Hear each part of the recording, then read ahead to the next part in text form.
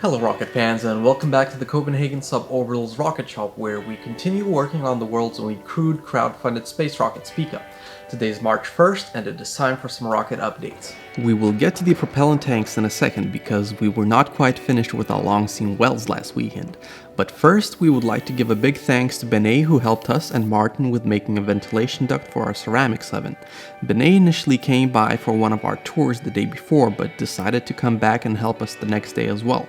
Until now we can only run our furnace outside, but with this ventilation duct we can soon do any soldering or melt metals for casting inside the workshop without having to move the furnace back and forth or fight bad weather outside.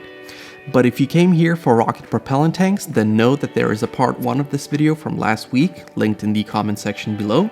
There we only welded the seam from the inside, so now I will let Jakob talk you through why we decided to weld them from the outside as well. As you've seen in the last videos, we've been practicing in making this long seam here, making that one to a very high quality. And I'm just going to give you an update on what we ended up with and sort of how we did it. Mentioned also in the previous videos, we had two different schemes for how to do this, weld this. We had a so-called single-sided scheme where we could just weld it from one side, achieve full penetration, and then basically the weld should be fine and done. With that one we managed to get about 96% the original strength of the sheet metal material, so that was pretty good. We also did another thing, which was we did a double-sided weld on this. And the idea is that you melt the material a little more than halfway through from one side, then you flip it around, and then you do the same thing from the other side. And we actually decided to go with this one because it, in our opinion, was a risk mitigating process or approach. Because if we have an imperfection somewhere in the weld, if we weld it from both sides, there is a bigger chance that we can get this little piece of pollution or error or a bad welding. We can get that either compensated or completely removed. So it's a way more tedious process. It takes more than twice the time doing a single-sided weld, but this is our first time doing these Spica tanks, and we have a whole lot of things running on, depending on that they actually are as good as we can get them. So we went with the double-sided weld, and I'm standing right here next to the result, which has been acid treated to remove any traces of the heat zone as well. And we're actually quite happy with this, and we also got some really nice compliments on the welding quality. So we are feeling absolutely sure that we have managed to get the most strained welding in the entire Spica rocket up to the standard it needs to be.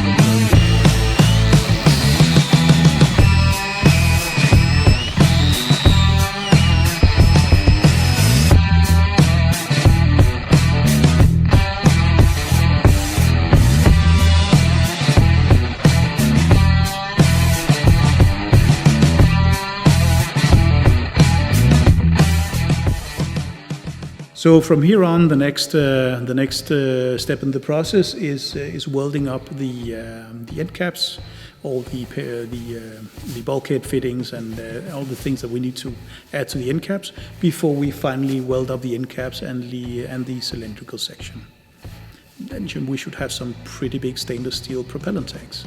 That is all for now, so as always, thank you for watching and supporting. If you don't want to miss any of our future updates, make sure to subscribe and ring the bell so we can see you next time when we get one step closer to space. Copenhagen Suborbitals is a non-profit, all-volunteer project. The reason we are getting so close to reaching space on our Spica rocket is because all of our crowdfunding supporters. If you've been following this project and feel passionate about new ways of exploring space and building rockets, you can help us out by going over to our website, www.compsub.com, and becoming a supporter with a small monthly or one-time donation that helps us pay workshop rent and buy materials. And in return, you get all these insider videos on building a space program which you don't really get anywhere else. So on behalf of everybody at Copenhagen Suborbitals, thank you for your support and we'll see you next time.